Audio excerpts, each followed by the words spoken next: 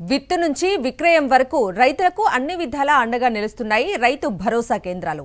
అలా దేశానికే ఆదర్శంగా నిలుస్తున్నాయి ఆర్బీకేలు. ఈ కేంద్రాల్లో అన్ని సౌకర్యాలను కల్పించింది వైఎస్ జగన్ ప్రభుత్వం. అంతేకాదు వీటి సేవల్ని ఎంతగానో మెచ్చుకుంటున్నారు రైతులు. కానీ ఈనాడు మాత్రం దీన్ని జీర్ణించుకోలేకపోతోంది. ఆర్బీకేలపై అదే పనిగా అసత్య వార్తల్ని రాస్తూనే ఉంది. రైతులకు అండగా నిలిచే లక్ష్యంతో ఏర్పాటు చేసిన రైతు భరోసా కేంద్రాలపై ఈనాడు విషం కక్కుతోంది. రైతు సేవ వట్టిదే, భరోసా దక్కదే అంటూ అబద్ధాల వార్తను వచ్చేసింది.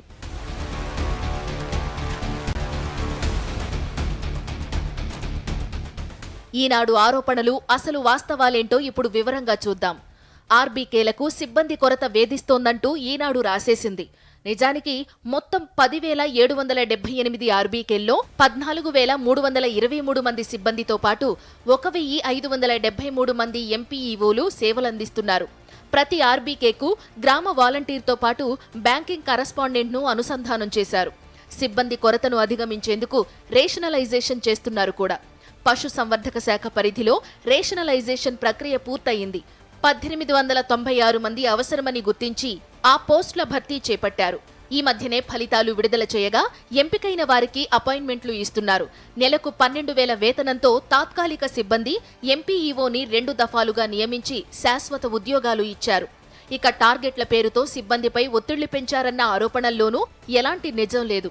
వివక్షకు అవకాశం లేకుండా అడిగిన ప్రతి రైతుకు సర్టిఫైడ్ సాగు ఉత్పాదకాల పంపిణీ, సాగులో సలహాలు సూచనలు, ఈ క్రాప్ బుకింగ్, సంక్షేమ పథకాల అమలు, ధాన్యంతో పాటు ఇతర పంట ఉత్పత్తులను కొంటున్నారు సిబ్బంది. వీరిపై అదనపు బాధ్యతలు పెట్టకుండా స్వేచ్ఛగా స్వచ్ఛందంగా పనిచేసుకునే వాతావరణాన్ని ప్రభుత్వం సృష్టించిందే తప్ప లక్ష్యాల పేరుతో ఏ ఒక్కరిని ఒత్తిడికి గురి చేయలేదు. పైగా ఏ ఒక్క సిబ్బంది ఈ మేరకు ఇంతవరకు ఫిర్యాదు చేయలేదు. సిబ్బందికి సచివాలయ శాఖ నుంచి సకాలంలో జీతభత్యాలు చెల్లిస్తున్నారు. మండల అధికారుల సిఫార్సుతో సెలవులు ఇస్తున్నారు. రోజు మొత్తంలో ఎప్పుడైనా హాజరు వేసే వెసులుబాటు కల్పించారు. సిబ్బంది అంతర్గత బదిలీలకు ఏర్పాట్లు చేసింది ప్రభుత్వం. ఇప్పటికే దరఖాస్తు చేసుకున్న 186 మందిని వారు కోరుకున్న చోటకు బదిలీ చేసేందుకు ప్రతిపాదనలు సిద్ధం చేశారు. ఆర్బీకే భవనాలపైన అబద్ధాలను రాసేసింది ఈనాడు. నిజానికి 526 గ్రామాల్లో ఆర్బీకేలకు సొంత భవనాలున్నాయి. 10,252 గ్రామాల్లో 2,260 కోట్ల అంచనాతో కొత్త భవనాలను కడుతున్నారు. ఇప్పటికే 1,090 కోట్లతో నిర్మించిన 4,554 ఆర్బీకే భవనాలను వ్యవసాయ శాఖకు అప్పగించారు. వీటిలో మౌలిక సదుపాయాల కోసం 357 కోట్లు ఖర్చు చేశారు.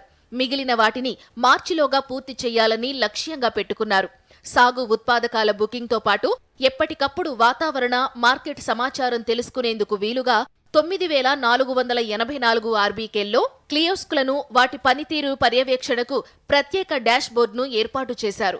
మరోవైపు అద్దె భవనాల్లో ఉన్న 3,830 ఆర్బీకేలకు అద్దెల రూపంలో 43 కోట్లు ఖర్చు చేశారు.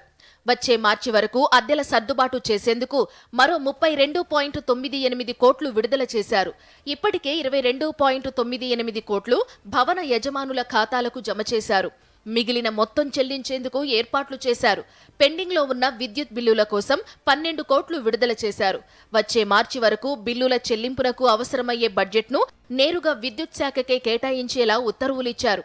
స్టేషనరీ కోసం 3 కోట్లు విడుదల చేశారు. స్టేషనరీ కోసం ఖర్చు చేసిన సిబ్బందికి నేరుగా 53.48 లక్షలు జమ చేశారు. స్థానికంగా అందుబాటులో ఉన్న హైస్పీడ్ ఇంటర్నెట్ నెట్వర్క్ సదుపాయాన్ని సమకూర్చేందుకు 23 కోట్లు విడుదల చేశారు. వైఎస్ఆర్ రైతు భరోసా మాసపత్రిక కోసం ఆర్బీకే స్థాయిలో అవగాహన కల్పించి ఔత్సాహిక రైతులు చందాదారులుగా చేర్చే కార్యక్రమం చేపట్టారే తప్ప వీటి కోసం సిబ్బందికి ఎలాంటి టార్గెట్లు పెట్టలేదు. ఇక ఆర్బీకేలకు ఆదరణ లేదని కూడా అసత్యాన్ని అచ్చేసింది ఈనాడు. అదును దాటకముందే సర్టిఫై చేసిన నాణ్యమైన సాగు ఉత్పాదకాలను బుక్ చేసుకున్న 24 గంటల్లోపే రైతులకు అందిస్తున్నారు. తొలి ఏడాది అంటే 2020-21లో 1,07,000 లక్షల టన్నుల ఎరువుల్ని అమ్మారు. 2022-23లో ఎరువుల అమ్మకాలు 4 లక్షల టన్నులకు చేరాయి. తొలి ఏడాదిలో 2,55,000 మంది ఎరువుల్ని తీసుకున్నారు. గతేడాది 10,90,000 మంది తీసుకున్నారు. 2023-24లో ఇప్పటి వరకు 8,95,000 మంది రైతులు 3,89,000 టన్నుల ఎరువులు తీసుకున్నారు. ఆర్బీకే ద్వారా అమ్మే ఎరువుల రవాణా, నిల్వ, అమ్మకానికి కావలసిన సదుపాయాల భారం పూర్తిగా ప్రభుత్వమే భరిస్తోంది.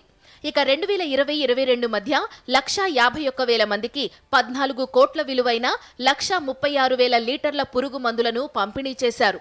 ఈ ఏడాది ప్రస్తుత రబీలో ఇప్పటికే 18,57,000 విలువైన 1,657 లీటర్ల పురుగుల మందులను 6,000 మంది రైతులకు పంపిణీ చేశారు. ఆర్బీకేల ద్వారా ఎరువులు, పురుగు మందుల అమ్మకాలు వ్యాపారం కాదు, ఒక సదుపాయం మాత్రమే. కేంద్రంతో పాటు చాలా రాష్ట్రాలు, ఇథియోపియా, బంగ్లాదేశ్, జర్మనీ, వియత్నాం లాంటి విదేశీ ప్రతినిధుల బృందాలు ఆర్బీకే సేవలను మెచ్చుకున్నాయి. తక్కువ కాలంలోనే అవార్డులు, రివార్డులతో పాటు ప్రపంచ స్థాయి ఖ్యాతి గడించిన ఆర్బీకేలపై ఈనాడు విషం కక్కడంపై రైతులు ఆశ్చర్యపోతున్నారు.